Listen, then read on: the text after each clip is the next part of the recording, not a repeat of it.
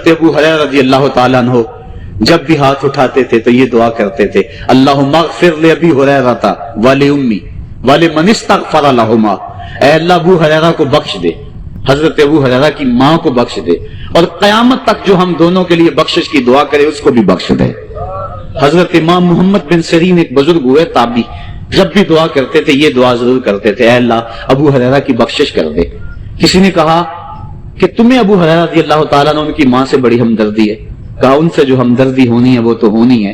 انہوں نے کہا ہوا ہے اللہ ابو ہریرہ اور ان کی ماں کو بخش دے، جو ان کے لیے دعا کرے اس کو بھی بخش دے۔ تو میں دعا کر کے اپنی بخشش پکی کر رہا ہوں۔ تو والدین کے لیے دعا کرنا اللہ کی رحمت کو دعوت دینا ہے۔ تو فرمایا کہ جاؤ اویس بن عامر کو جانا اور جا کے اس کو میری امت کے لیے دعا کا کہنا۔ حضرت سیدنا عمر فاروق حضرت علی المرتضیٰ گئے، جا کے ڈھونڈا، تلاش کیا، اویس بن عامر ملے، حضور کا سلام کہا، بس پھوٹ پھوٹ کے رونے لگے۔ کہا بتاؤ میرے رسول کے لبوں پہ میرا نام کیسے آیا تھا؟ حضور میرا جب تذکرہ کرتے تھے کیسے کرتے تھے؟ یہ درد دیکھا تو بولے کہ کیا آپ اتنی محبت رکھتے ہیں تو پھر ملنے کیوں نہیں آئے حضور کو؟ اتنا جو پیار رکھتے ہیں تو زیارت کرنے کیوں نہیں آئے؟ تو حضرت اویس کرنی نے بات کے رخ کو بدلا، کہا تم نے میرے رسول کو دیکھا؟ تم نے میرے رسول کی زیارت کی ہے؟ کہا ہاں ہم تو صبح و شام وہاں رہے ہیں۔ کہا پھر بتاؤ حضور کے یہ ابرو جڑے ہوئے تھے یا کھلے ہوئے تھے؟ اب دونوں حیران ہو گئے۔ کہا تم نے تو دیکھا، میں نے تو دیکھا نہیں، تم بتاؤ نا، پھر میں تو گیا نہیں، مجھے کہتے ہو گیا نہیں، تم بتاؤ حضور کے ابرو جڑے ہوئے تھے یا کھلے ہوئے تھے؟ حیران ہیں، کہا حضور آپ ہی بتلائیے۔ کہا کوئی دور سے دیکھتا تو جڑے ہوئے نظر آتے، قریب آ کے دیکھتا تو کھلے ہوئے نظر آتے۔ یہ وہ ہے جو ماں کی خدمت کرتا رہا اور حضور کے دربار میں حاضر نہیں ہو سکا، لیکن حاضری اس کی تھی، وہ جہاں بھی تھا وہ نبی کے قرب میں تھا۔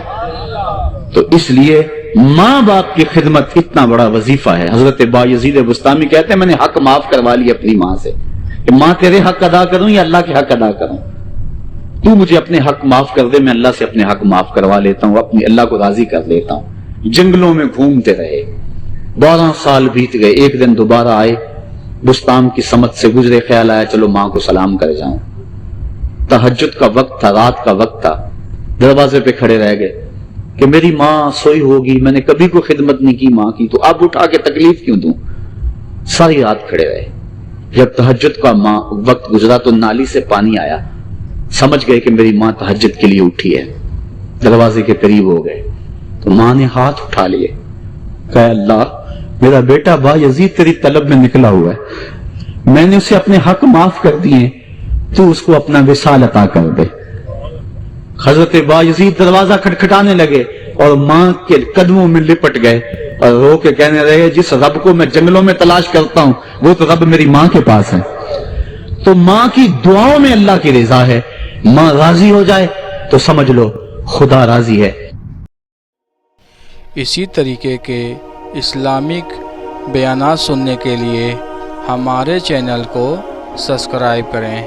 جزاک اللہ خیرا جزا۔ السلام علیکم ورحمۃ اللہ وبرکاتہ۔